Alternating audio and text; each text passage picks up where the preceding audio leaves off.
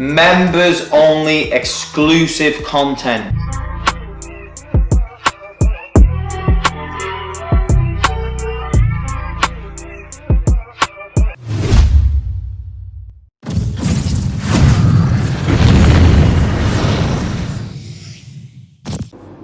Yes, legends, what's going on? Joner Jones here, back with another video. Alright guys, I'm here with Jules, and we're on our way back from Melbourne to Sydney, and it's a VV long drive. V long. So we're like, Jules, let's do a video. Have to. GoPro on the dashboard, microphone in the middle there, Jules. Right, lovely setup that is. Should have put it closer to your voice though, because you... What do you mean? I talk V loud. You talk V low. V loud. Anyway, guys, hope you're all well. Obviously, it's the start of the video, so if you're new to our channel, please hit that subscribe button. Big year for 2020. We're going to be posting a lot of fresh content. And as you already would have seen, if you're keen on joining our members only, get involved. Loads of exclusive content, blah, blah, blah. You would have seen the video. Let's crack on with the video, Jules. So I posted a video previously. Let me know in the comments section what your biggest weakness is when it comes to playing football. I will try my best to answer every single question. And I want to say a big thank you because the comments came flooding in. And one of the common themes, common comments was people were asking about how to improve your confidence. So with that being said, obviously this is the title of the video. 5 ways myself and Jules are going to talk about how you can improve your confidence, which ultimately should improve your game. Yeah. How's that for an intro, Jules? Yeah, it's good. You happy with that intro? Happy with it. V good. V. You know, myself and Jules have both played, and we're still currently playing up the Rydal May. So I think, you know, this is a very, very important topic that we want to cover because a lot of people are commenting saying, how do I improve confidence?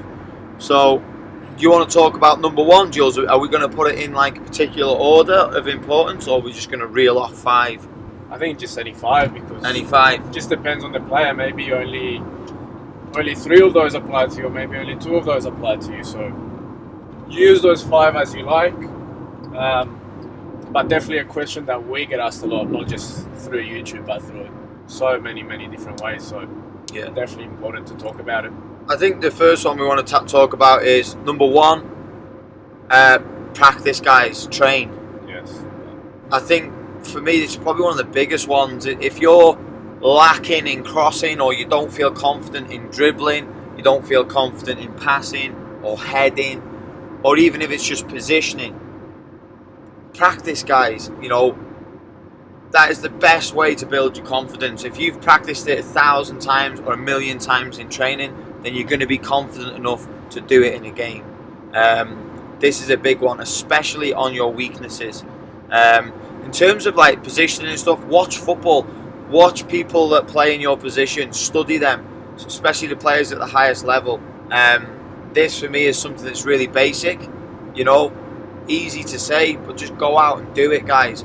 Practice your passing, practice your dribbling, your first touch, or whatever you feel less confident about or you're not confident in. Just practice it, train it. Yeah. What do you think, Jules? Yeah, I agree 100%. Only, I guess, when we coach, or when I coach in particular, one thing that I say to a lot of the players that we coach is basically you want to practice until whatever it is that you're practicing becomes second nature. What that means is you don't have to think about it anymore. So when you're on the field, I don't have to think about, is my touch going to be good or is it going to be bad? Is my pass going to be accurate? Because it's just become second nature to me. So that's gonna allow you to do is to also play with your eyes up, which for us is very, very important. That's So good. I think definitely agree with that. you mentioned there about thinking. Yeah. If you're thinking about it, then your mind is elsewhere, and this is going to affect your confidence. If you've practiced it and it becomes second nature, you're not having to think about it. Exactly. So therefore, that moves on to our second key point. Again, a massive one is everything that goes through your mind. We're going to talk about mindset now. Needs to be positive. Now, I'm sure that everyone has heard this before from other people or other coaches, is a positive mindset. So we're going to go into a little bit more detail. what I like to say when I'm coaching is everything that's going through your mind should be something that is going to be a good outcome for you. So positive thinking. Big believer in that. If you're going into a game with the mindset of my first pass is going to be good, I'm going to do this well, I understand my roles, I'm going to get the better of my opponent, and everything is just positive. Everything you're thinking about is positive. Then this is definitely going to build your confidence. As a player myself, I've gone into a game sometimes with negative thoughts, i.e., oh no, I'm playing against this player today. He's fast, he's strong, he's probably going to get the better of me. Oh no, I'm playing against the best team in the league today. I'm going into the game with negative thoughts. This is going to affect my confidence. So what I tend to say with the players that I work with is just try your best to think about positive outcomes in the game. Good pass, good cross, good shot, good tackle, whatever it is in the position that you play. You've got to think positive and try your best not to go into the game with negative thoughts, because that is not going to help your confidence. I think a big part of that from my point of view is visualizing. So I know that when I was a lot younger, especially playing through my youth, the night before a game, as an example, a Friday night when I was playing on a Saturday morning, I just visualized crazy scenarios sometimes. Me taking on 3 players and giving an incredible assist, or me scoring a free kick. So it was just visualizing positive things. And obviously, if you really go deep, maybe visualize things from your position. As a centre back, visualizing winning a big header, or visualizing playing a nice diagonal pass, or marking a player. As a midfielder, visualize receiving that ball and playing an assist, or getting yourself into the box and so on. So a big part of that positive mindset is trying to visualize positive scenarios for you in a game. 100%. That for me is a big one. I used to do that a lot the nights before a game. Sometimes it even I'd take ages to fall asleep because I was just imagining all these crazy good scenarios in my head. That is a big one for me. We talk about confidence. That is all your mindset. That is nothing to do with your talent. That is all about how positive you can think before a game, and this will definitely improve your confidence. So a third one, so number 3 out of the 5 that we're talking about, which adds nicely into the second one, is yes, you want to visualize positive things, yes, you want to think positive things, but try not overthink your game. Sometimes, again, the night before, or even the moments before the game, or the moments before kickoff, you start overthinking all these things, all these scenarios, what can go good, what can go bad, and that's going to take over your game, and sometimes you might even freeze a little bit. So don't overthink, be nice and relaxed, especially in the change room before you go out to a game. Again, just visualize those positive scenarios, but don't overthink about the game. Maybe you just put some music on, or maybe you're the type of person that just likes to be on their own before the game, or maybe you like to be with your teammates when you go out to the warm-up, have a laugh. Just find something that allows you to be very, very relaxed before the game. Totally agree. I've played with players that definitely let the occasion get the better of them, and they don't play to the potential that they can play. So totally agree on that one, Jules. Is you can overthink it, and this can affect your confidence. So being nice and relaxed before a game is huge. And if it's a massive game, big game, you've got to be in control of your emotions. This is really, it's easier said than done, but the more relaxed you can be and more just focused on your role is so important. But you can overthink it. So just be careful of that. Just to add to that, Jules, I feel like if you just go out and enjoy the game, that's the most important thing, guys, is enjoy football. If you look at Ronaldinho, he is probably the best example. He would never let a mistake affect his game. He played with a huge smile on his face. You got to learn. You got to learn to love the game first, and then if you do that, your talent and your qualities will shine through. So that's a good one. Number 3, it leads off from number 2, is don't overthink it as well. I like that one. On you. Number 4, for me and Jules have discussed off camera, is a really simple one, guys. Preparation. how good is your preparation for a game or even training? Preparation is massive in terms of getting your bag ready. Have you had good food? Have you had plenty of water? You know, have you studied maybe who you're playing up against? Your preparation for a game is massive, and obviously in the modern game and at the high level, they go into so much detail on the opposition in terms of preparing the teams ready to go out for battle and get obviously the ultimate prize, which is the 3 points or the win.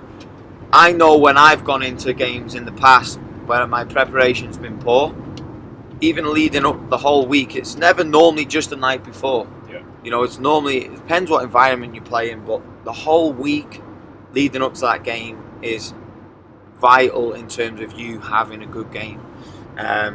So for me, preparation is massive. You know, don't let, like, for example, when we coach young players, like, their parents get their bag ready for them, and their parents, like, get their drinks ready, and for me, that's really poor preparation in terms of getting you ready for men's football. Yeah. You know, and that can be quite frustrating. So preparation is key. How well have you slept? You know, getting your bag ready, good food, good drink is so important. Anything to add to that, Jules? Anything you used to do for your preparation? I think just more so, let's focus maybe on the things that you can really control, which is one, your sleep, your food, and your hydration, and two, the second part, which I really like, is about preparing your bag for both for training and the game. So if you just break it down, if you wake up in the morning and you feel refreshed, your muscles are nice and light, you know that you've stretched, you've eaten well, straight away you're feeling good for the game.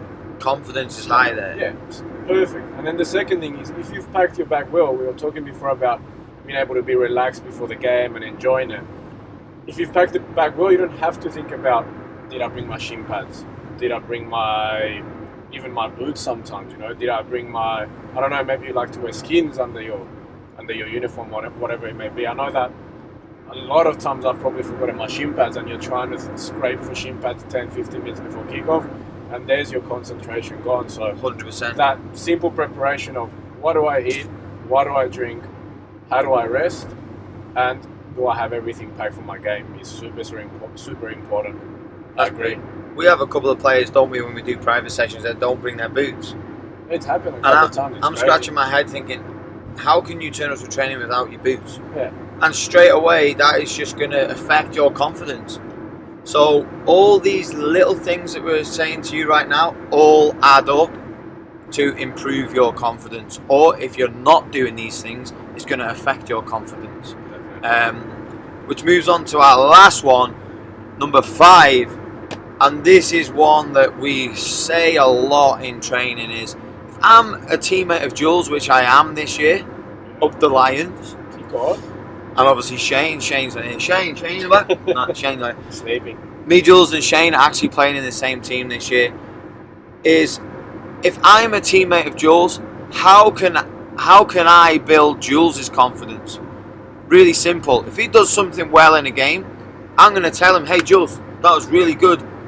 And I know it's just within our nature, whether you play football or not, if someone tells you you're doing really well, that actually builds your confidence and makes you feel good about yourself. Yeah. That's just the way of life. So I know when I play, I'm really big on that, especially with the young players. Yeah. If you're a young player where your confidence isn't quite high and you're around good players, you've got to try and build their confidence. I'm not a big fan of players that constantly have a go at players in a team, because I feel like I just don't get it. That's going to affect their confidence. Unless someone's making the same mistake over and over, then they might need a kick up the backside. But if I can actually build your confidence, I'm being a good teammate there. And let's face it, if you've got 11 players that are high on confidence, you've got a great chance of winning the game. Yeah. And for me, that's what makes a good manager as well. If you watch our videos, the most common phrase that myself, Jules, and Shane use is good. Yeah. Good, because what we're trying to do is build the player's confidence at the end of the day. I think it's a small percentage of players that work on the opposite effect.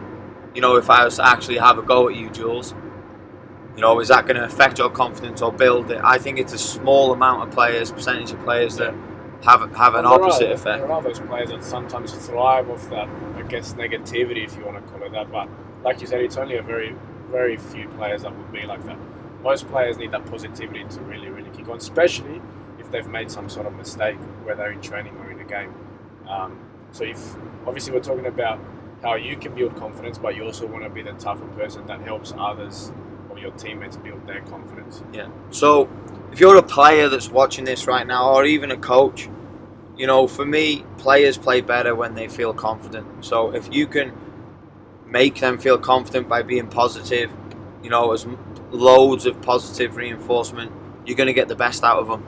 And as a Liverpool fan, Jules is, you know, getting sick of it. But that's what Klopp does really well. Yeah, it's true. People take the mick out of him hugging his players and stuff.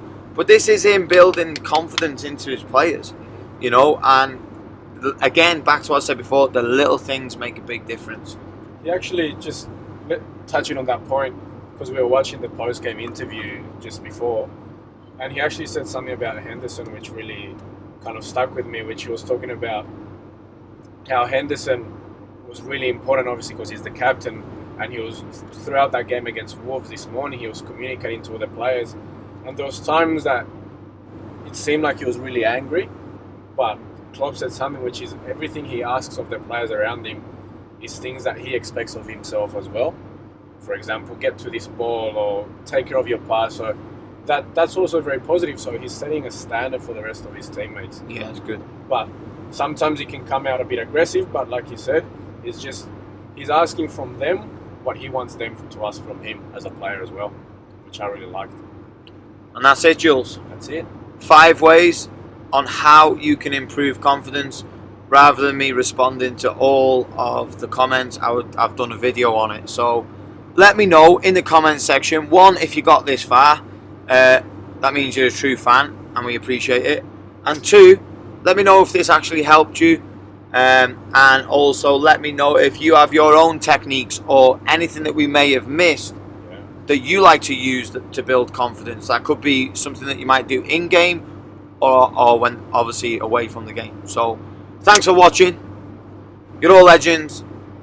See you on the next video. Jules, we've got another 5 hours left back to Sydney. Yeah, it was long. Anyway, all the best, guys. Thank you very much. Guys. Leave a comment down below.